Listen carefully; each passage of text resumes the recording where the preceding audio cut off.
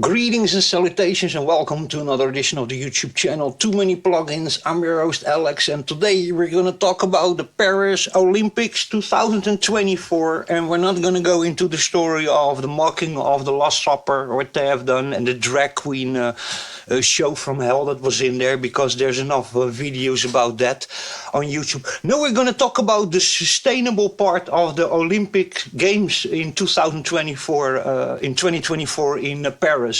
That was a total disaster. That it started with the organizers having 60% of the food vegan, not remembering the fact that athletes normally need proteins. So there's a big shortage there of food, of eggs and of meat and stuff all of a sudden, because they were just assuming that athletes on a world level on the Olympics gonna eat 60% vegan food, which is completely ridiculous. You know, it's really crazy that the Olympic Committee, the guys who organized this, haven't thought of that. You know, it boggles the mind that. And then they've decided also to not give the athletes, while there's a heat wave over there in France, not give any rooms with any air conditioning whatsoever.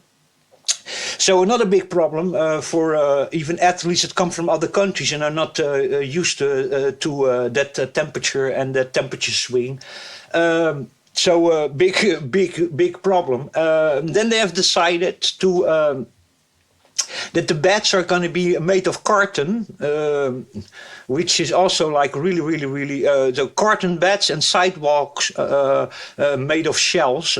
So also a big problem, because many 2 meters and 20 basketball players and stuff like that, and large athletic people that are into the game because of their length also and their strength, you know, needed to sleep in carton beds that none of them can sleep. So American, I think, basketball team or something, they needed already with the whole team rent a hotel, and it was 15 million euros for the whole 3 weeks that they're going to stay over here, because and whoever going to pay that, I don't know. Probably they need to pay that out of their own pocket. The Olympic Committee is not going to do that. And then they had organized all sorts of water sports, so sports that are normally done on the water. They have done it, organized it on the River Seine.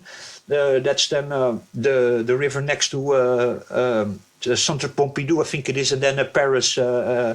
The Champs-Élysées over there, the rivers that go under it, to do all the activity there, the swimming and stuff. And then a couple of days before, or on the day of the Olympics themselves, they have actually discovered that water is very dirty, because everybody knows that the Paris sewage goes onto that, and the quality of the water is totally dangerous for people to be swimming in and stuff. So again, a huge problem. And then it went even crazier. Then they have only electric transport, and the Chinese team needed to also book a hotel, because where they were then stationed, sleeping on carton beds, they needed to travel what would normally be, I think it was 25 minutes or something with normal transport, but with those electric things, it took 2 hours. So they needed to all the time sit 2 hours in the bus to go from the Olympics to their sleeping destination and then back. So that makes 4 hours to go and to come back per day, sitting in a hot electric van, you know, without air conditioning. So the Chinese teams need to also just close by quickly while Paris is full of people, and then now they charge you a fortune because there are almost no rooms anymore. And Paris normally is already expensive, the hotels, and now with everything full the last minute, you're going to pay a fortune for rooms. As you can see of that team of the United States, that I don't know how many players it was totally, but the whole team together costed for 3 weeks $15 million. So 15 million, not 1,000 million. So there you go, you know. So yeah, all this ecology, you know, sustainable and all that kind of stuff, you know. It's all very funny, but and you see that also with electric cars. You know, you cannot be just wanting to do everything ecological and sustainable, but don't have solutions also to, you know, not cripple people's life, and people need to stay in a comfort zone, also, and you talk here about, and the hypocrisy is off the chart here also, because only to show to the world that they are sustainable, these top athletes don't get air conditioning, and need to sleep on carton bed and eat vegan food, and drive electric buses for 2 hours from the hotel to the actual Olympics to perform over there while sitting 2 hours silent in a hot electric vehicle, And then the hypocrisy is off the charts, is because normal Parisians, normal people from Paris are not living like that. They're just having their normal bed with their normal food and their air conditioning. And, so this is all just a bunch of, it's really fooling people, all the sustainability. But, and they're not thinking that sport people that are high performers, they need even more conditions and need to be even more fit than normal people, And these sport people, athletes, the top of the world needs to be, suffering like this to show something to the whole world that they're so sustainable, while the normal Parisians just continue with their normal life and their air conditioning and their polluting and their not sustainability and, sleeping in normal beds and having air conditioning. So the hypocrisy is off the chart, I don't even want to go in it. And by the way, I'm not a religious Christian or something, but the mocking, I'm Christian, how do you call that? I'm half Jewish, my family, half of it is Christian. I come from a Christian school. I have Christian education, but I'm not Christian. But I can tell you something. That whole opening ceremony, I was deeply offended by the mocking of the Last Supper and by the horrible drag queen show for millions of people to see the Olympic sport event. During the day with even children watching, I don't know if anybody have ever seen an Olympic event of 2014 in Russia or of 1990. Go and see one of those ones and see what kind of things were being done over there. All the Olympics before the year 2014 were very decent and were beautiful with beautiful art in it, beautiful music in it. And now we are coming into a demonic drag queen show from hell that it was really unwatchable. It was horrible, and it's really strange. It comes from a country like France, that normally are in art and in performance and theater. I think one of the best ones in the world, but they went so woke in these Olympics. It's absolutely terrible. They went woke with the ceremony and with the drag queen show and the mocking and the whole satanic and symbolism stuff going on over there.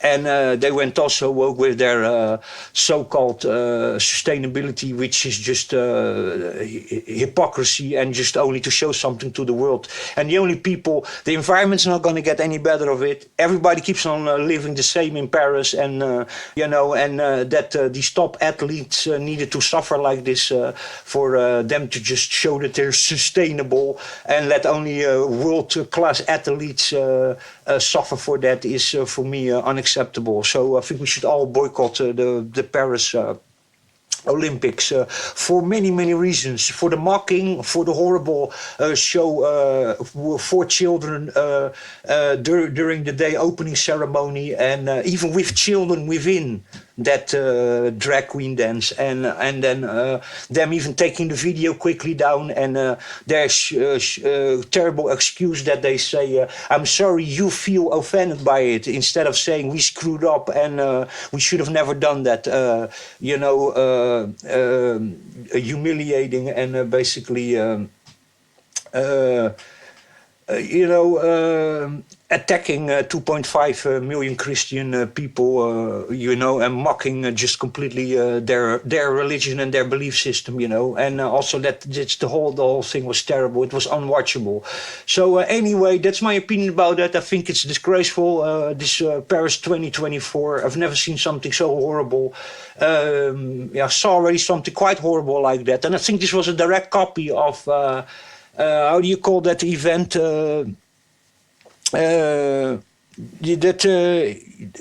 that international event of singing that you have always, that worldwide event was also extremely woke with all sorts of drag queen things going. Eurovision Song Festival, I think is the name of that or something, you know. The same kind of woke, horrible stuff going on. I think it's terrible what they are trying to do, and all the time shift that identity politics, diversity, equity, LGBTQ agenda down our throat. I think it's absolutely horrible. And my condolences to all the Olympic players over there that are suffering there for the next 3 weeks. And my heart is with you people. You guys deserve much better than that. Oh yeah, as far as they say, the conditions were better, much better, including the ceremony in the 2014 Olympics in Russia. And everybody was, the media, the athletes were well received and were not complaining, but the media was completely roasting all the time the Russian Olympics of 2014. Play that one next to this ceremony and tell me what you think about decency and about art and about music and about also family-friendly content. Anyway, enough of my rant. Catch you next time.